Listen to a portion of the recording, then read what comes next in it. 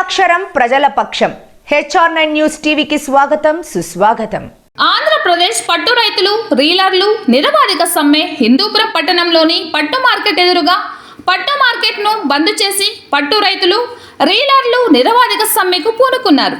ఇందులో భాగంగా పట్టు రైతులు, రీలర్స్ ఇన్సెంటివ్ బకాయిల కొరకు రాష్ట్ర వ్యాప్తంగా నిరవధిక సమ్మెలు ప్రారంభిస్తామని తెలిపారు.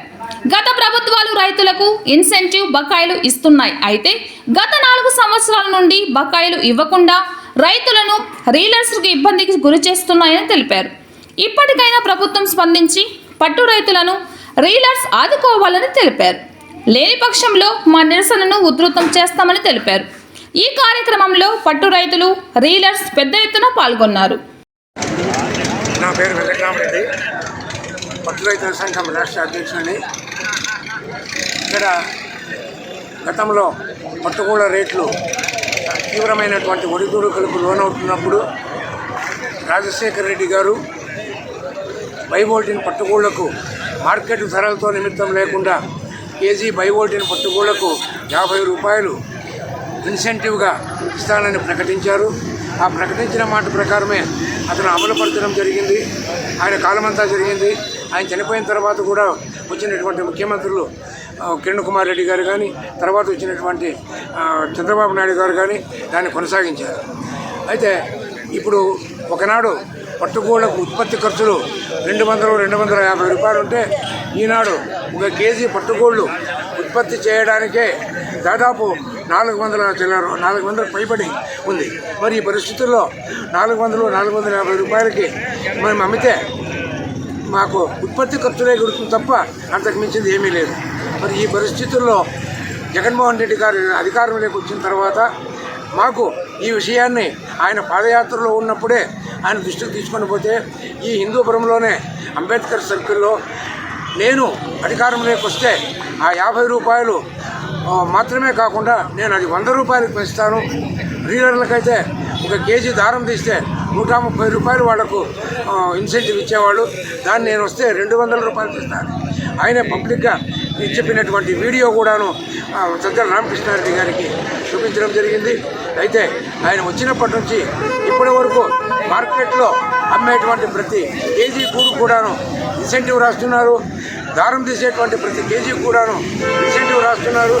కానీ 2019 నుంచి ఈ 10 వరకు కూడాను అది రాయడమే కానీ రైతులకు చెల్లించడం అనేటువంటి లేదు. ఈనాడు ప్రభుత్వం చెప్తున్నటువంటి లెక్కల ప్రకారమే రైతులకు దాదాపు 54 కోట్ల రూపాయలు ఇన్సెంటివ్ రావాల్సినటువంటి పరిస్థితి ఉంది. రీలర్లకు 10 కోట్ల రూపాయలు రావాల్సిన పరిస్థితి ఉంది. దీన్ని ప్రభుత్వం దృష్టికి, కమిషనర్ గారి దృష్టికి, అధికారుల దృష్టికి చివరికి సజ్జల రామకృష్ణారెడ్డి గారికి 8 సార్లు కలిసి విన్నవించడం జరిగింది. కలిసినప్పుడల్లా ఇది చాలా కొంతది, అతను 1000 కోట్లు ఇస్తున్నాడు, మీ 50-60 కోట్లు అనేది ఎక్కువ కాదు, చీఫ్ మినిస్టర్ గారు ఇచ్చేయమన్నాడు అని చెప్పడమే కానీ ఇంతవరకు 2 సంవత్సరాల నుంచి మేము నిర్విరామంగా ఈ పోరాటాన్ని కొనసాగిస్తున్నాం. ప్రభుత్వ పెద్దలతో కలుస్తున్నాము. అయినా ఇంతవరకు ఒక మిథ్యా హామీలే తప్ప వాస్తవంగా అది అమలులోకి రాలేదు. ఇటీవలనే హిందూపురంలో ప్రతిష్టాత్మకంగా హిందూపురం ఎన్నికల్ని ప్రతిష్టాత్మకంగా తీసుకొని పోరాటం చేస్తున్నటువంటి పెద్దిరెడ్డి రామచంద్రారెడ్డి గారిని కూడాను ఈవేళకు 3 సార్లు కలిసాము. 3 సార్లు కూడా నాకు కొంచెం టైం ఇవ్వండి, ఇది చేస్తానని చెప్తున్నాను తప్ప ఇంతవరకు దాన్ని కొంచెం కూడా కదలిక లేదు.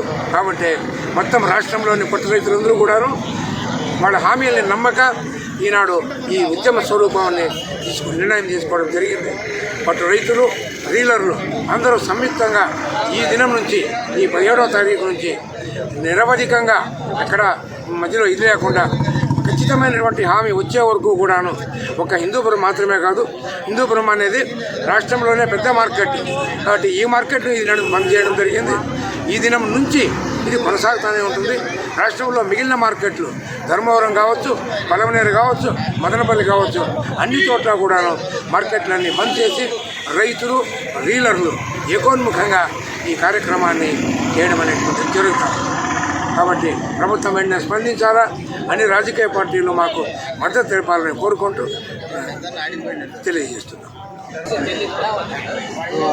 ముఖ్యంగా ఈరోజు చెప్పవలసిన విషయం ఏంటంటే, ఈరోజు రైతు కానీ రీలర్ కానీ సమ్మె బాట పట్టడానికి ముఖ్య కారణం వచ్చేసి అటు రైతులకు ఇస్తున్న ఇన్సెంటివ్, ఇటు రీలర్లకు ఇస్తున్న ఇన్సెంటివ్ నిలిచిపోవడము ప్రధాన కారణం అని చెప్పుకోవచ్చు. ఈ ఇన్సెంటివ్ అనేది అటు రైతుకు కానివ్వండి, ఇటు రీలర్లకు కానివ్వండి వెన్నెముక లాంటిది అది. ఎందుకంటే పంట వచ్చిందా పోయిందా, తర్వాత వచ్చేసి రేషన్ తీసినామా, దారం అమ్మినామా, ఇవన్నీ ఒక పక్కన పెడితే ఇవన్నీ మా జీవనోపాధికి సరిపడని పరిస్థితి. కాబట్టి ఈ ఇన్సెంటివ్ ప్రధానమైన ఇది కాబట్టి దాని మీద మేము ఎక్కువ ఆధారపడి ఉన్నాము. గత ప్రభుత్వాలు కంటిన్యూగా ఇన్సెంటివ్ ఇస్తూ వచ్చేవాడివి, కానీ ఈ 3 సంవత్సరాల నుంచి ఇన్సెంటివ్ పెండింగ్ పడిపోయింది. అటు రీలర్లకు కానీ ఇటు రైతులకు కానీ రాష్ట్ర ప్రభుత్వము ఇన్సెంటివ్ని త్వరితగతిన చెల్లిస్తే చాలా బాగుంటుంది. ఆ ఇన్సెంటివ్ చెల్లిస్తూ ఈ పట్టు పరిశ్రమ శాఖను గాడిలో పెట్టి పట్టు పరిశ్రమ శాఖకు కాపాడవలసిందిగా కోరుకుంటున్నాము. ఇన్సెంటివ్ మీద ప్రతి రైతు ప్రతి రీలర్ ఆధారపడి బతుకుతూ ఉన్నారు. దీన్ని అర్థం చేసుకొని ఈ ఇన్సెంటివ్ని ఏదైతే పెండింగ్లో ఉందో ఆ ఇన్సెంటివ్ని చెల్లిస్తూ ఈ ఇన్సెంటివ్ ఇటాలే కంటిన్యూ అయ్యేటట్లుగా చూడవాలని చూసి మేము ప్రభుత్వాన్ని కోరుకుంటున్నాము. కాకపోతే ఈ ఇన్సెంటివ్ పుట్టింది వచ్చేసి దివంగత ముఖ్యమంత్రి వైఎస్ రాజశేఖర రెడ్డి కాలంలో. రైతు ఏ రకంగా కష్టపడుతున్నాడు, ఏ రకంగా కష్టపడుతున్న రైతుకి నేనేమి ఇస్తే రైతు బాగుంటాడు, అదే ఆ రైతుకి ఇచ్చి అలాగే దాంట్లో దారం ఉత్పత్తి చేసే రీలర్కి నేను ఇస్తే ఈ పరిశ్రమ ఎలా నిలదొక్కుంటుందని ఆలోచన చేసి దివంగత ముఖ్యమంత్రి వైఎస్ రాజశేఖర రెడ్డి మనకి రైతుకి 1 కేజీ పట్టుగూళ్ళకు 50 రూపాయలు, మన రీలర్కి వచ్చేసి 1 కేజీ పట్టు దారానికి 130 రూపాయలు ఇన్సెంటివ్ ఆ రోజు క్యాబినెట్లో ఆమోద ముద్ర వేసి అప్పటి నుండి కంటిన్యూ జరిగింది. కాకపోతే గత పోయిన ప్రభుత్వం అంటే తెలుగుదేశం ప్రభుత్వంలో ఒక 8 నెలల పాటు నిలిచిపోయింది. తర్వాత ఆ ప్రభుత్వం తర్వాత వైఎస్ఆర్ కాంగ్రెస్ పార్టీ రావడము, తర్వాత ఆ ఇన్సెంటివ్ని వాళ్ళు మళ్ళీ పుంజుకొని ఆ ఇన్సెంటివ్ని కంటిన్యూ చేసినారు. కాకపోతే ఈ 3-4 సంవత్సరాలు ఇంకా ఈ ఇన్సెంటివ్ నిలిపివేసినారు. కాబట్టి చాలా రైతు కానీ రీలర్లు కానీ చాలా బాధపడే పరిస్థితికి వచ్చేసినారు. ఈరోజు ఒక రైతు రోడ్డున పడి ఈ రకంగా అర్థించే విధంగా ప్రభుత్వాన్ని అడుక్కుంటున్నాడు. రీలర్ ఈరోజు రోడ్డున పడి మిమ్మల్ని బతిమాలుకుంటున్నాడు అంటే దానికి ఏమి కారణం ఉంది, దీంట్లో ఈ ఇన్సెంటివ్లో ఏమి పస్స ఉంది అంటే ఒక్కతూరు ఆలోచన చేస్తే చాలు. ప్రభుత్వం వాళ్ళు గారు మీకు ఏదైనా తెలియకపోతే పట్టు పరిశ్రమ శాఖ అధికారులను అడగండి. ఈ ఇన్సెంటివ్ లేకపోతే అటు రీలరు ఇటు రైతు ఇద్దరు పూర్తి నష్టపోవాల్సి వస్తుంది. ఈ ఇన్సెంటివే జీవనాధారం. పెడితే పంట వస్తుందా పోతుందా అని రైతు తయారు చేసే సిల్క్ అమ్ముడుపోయిందా లేదా, దాంట్లో లాభం వచ్చిందా నష్టం వచ్చిందా అని రీలరు. ఈ రకంగా ఈ ఒడిదుడుకుల్లో అంటే ఈ వ్యాపారంలో మీకు ఉదాహరణ తీసుకోండి, ఏదైనా ఫైనాన్షియల్ ఏదైనా తీసుకోండి, ఒక సబ్బు కానీ పేస్ట్ కానీ బ్రష్ కానీ ఇవన్నీ ఎక్కేటే ఉంటాయి కానీ దిగే ప్రసక్తి ఉండలేదు. కానీ మా పట్టు గూళ్ళు కానివ్వండి, రైతు పట్టించిండే పట్టు గూళ్ళు కానీ పట్టు దారం కానీ నిలకడమైన రేట్లో ఉండదు. ఈరోజు 500కి అమ్మితే రేపు 150కి అమ్మచ్చు, 400కి రైతు అమ్మచ్చు. అలాగే రీలరు ఈరోజు 3000 రూపాయలు కేజీ సిల్క్ అమ్మితే రేపు 2000 కావచ్చు, 2500 కావచ్చు. ఇలా కొన్ని ఏళ్లుగా ఈ ఒడిదుడుకులు అనేటువంటి హెచ్చుతగ్గులు మార్కెటింగ్లో హెచ్చుతగ్గులు ఎక్కువ ఉన్నాయి. ఇలాంటి ఈ పరిశ్రమని ఏదో వెన్నెముక లాంటి ఉండే ఇన్సెంటివ్ని మీరు కాలరాయడం కానీ ఇవ్వకుండా పోవడం కానీ, మేము మొదట పోయి కలిసినప్పుడు రైతులకి రీలర్స్కి రావాల్సిన ఇన్సెంటివ్ 15 కోట్లు. మేము మొదట కలిసి విన్నవించుకున్నప్పుడు 15 కోట్లు. ఈరోజు ఇది రాను పెరిగి కొండంత అయింది.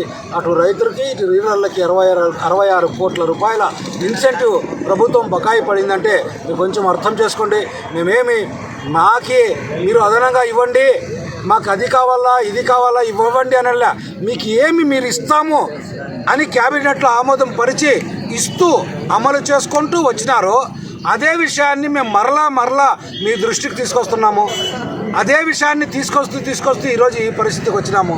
నిజంగా చెప్పాలంటే మేము 2008 ఇంకా ఇటు రైతు కానివ్వండి, రీలర్లు కానివ్వండి, ముఖ్యమంత్రి ప్రతి ఒక్క దివంగత ముఖ్యమంత్రి వైఎస్ రాజశేఖర రెడ్డి, నారా చంద్రబాబు నాయుడు గారిని తీసుకోండి, నల్లా కిరణ్ కుమార్ రెడ్డి గారిని తీసుకోండి, ప్రతి ఒక్క ముఖ్యమంత్రిని పట్టు రైతు పట్టు రీలర్లో కలిసినాడు. కానీ ఇంతవరకు ఈ ముఖ్యమంత్రి గారిని వైఎస్ జగన్మోహన్ రెడ్డి గారిని ఇంతవరకు అటు రీలర్ కానీ ఇటు రైతు కానీ ఇంతవరకు కలిసి కనీసం మా పరిస్థితి ఇది అని విన్నవించుకునే పరిస్థితి లేకపోయిందంటే ఎంత దారుణంగా ఉందో మాకు తెలీదు. రైతులు రీలర్లు కలిసి సజ్జల రామకృష్ణారెడ్డి సార్ దగ్గర పోయినప్పుడు నా సమస్య కొంతమంది చాలామంది చెప్పినారు, సజ్జల రామకృష్ణారెడ్డి గారు ఏదైనా మాట చెప్తే వైఎస్ జగన్మోహన్ రెడ్డి గారు చెప్పినట్లే అని.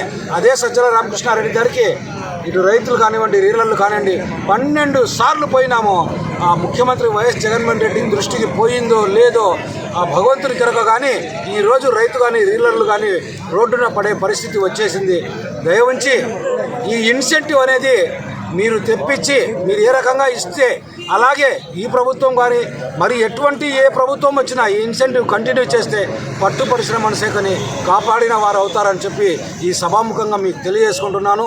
దయ ఉంచి రైతుకి రీలర్కి రావాల్సిన ఇన్సెంటివ్ బకాయిలు ఎంత త్వరగా అయితే అంత త్వరితగతిన చెల్లించి మార్కెట్లు నడిచే విధంగా చూడాలని చెప్పి ప్రభుత్వాన్ని నేను సవినయంగా విజ్ఞప్తి చేసుకుంటున్నాను. నా పేరు సిద్ధారెడ్డి. నేను పట్టణ సంఘంలో పనిచేస్తున్నాను 23 సంవత్సరాల నుంచి. కనీసము మల్బరీ రైతులకు రావాల్సినటువంటి ప్రోత్సాహము డబ్బుల కోసము ఎమ్మెల్సీలు, ఎంపీలు, మంత్రులు అందరితో కలిసి ప్రయోజనం లేకుండా పోయింది. అదేవిధంగా విజయవాడకి సజ్జల రామకృష్ణారెడ్డితో 12 తూర్లు కలవడం జరిగింది. ఆ రోజుల్లో ఆ మహానుభావుడు వైఎస్ రాజశేఖర రెడ్డి గారు రేట్లు లేవు అని చెప్పని పోయి కలిస్తే రేట్లతో నిమిత్తం లేకుండా కేజీకి 50 రూపాయలు ప్రోత్సాహం ఇస్తామని చెప్పని ఆదుకోండి మహానుభావుడు రాజశేఖర రెడ్డి గారు. తన తనయుడు జగన్మోహన్ రెడ్డి గారు ఇంతవరకు 67 కోట్లు రావాలా ఇంతవరకు రైతులకి రీలర్లకి కనీసము ఈ ప్రోత్సాహం విడుదల చేయకోకుండా చాలా ఇబ్బంది పెడతా ఉన్నాడు. ఇప్పటికైనా రాష్ట్ర ప్రభుత్వం తరఫున అధికారులు చొరవ తీసుకొని పోయి సీఎం దృష్టి తీసుకొని పోయి ఈ 67 కోట్లు రిలీజ్ చేయాలని చెప్పని నేను రైతు సంఘంగా కోరుకుంటున్నాము. అదేవిధంగా మల్బరీ రైతులకి ఈ ఇన్సెంటివ్స్ మొత్తం అన్నీ నిలిపేయడం జరిగింది. రైతులకు రావాల్సినటువంటి సున్నము, బ్లీచింగ్ పౌడరు, యాపిండి, పార్మాయిలిన్, పారాఫిన్ పేపరు, వైర్ నెట్ ఇవన్నీ 90% సబ్సిడీకి ఇస్తూ ఉంటారు. ఇప్పుడు అది కూడా లేకుండా నిలిపేసినారు. ఇప్పటికైనా ప్రభుత్వం గమనించి రీలర్లకి రైతులకు రావాల్సిన ప్రోత్సాహం 67 కోట్లు తక్షణం విడుదల చేయాలని చెప్పని మాట్లాడుతూ ఉన్నాము. ఈ తక్షణమే వీకపోతే ఇప్పటికే ఈ సమ్మెను నిరంతరంగా కొనసాగిస్తామని చెప్పని నేను రైతు సంఘంగా కోరుకుంటాను.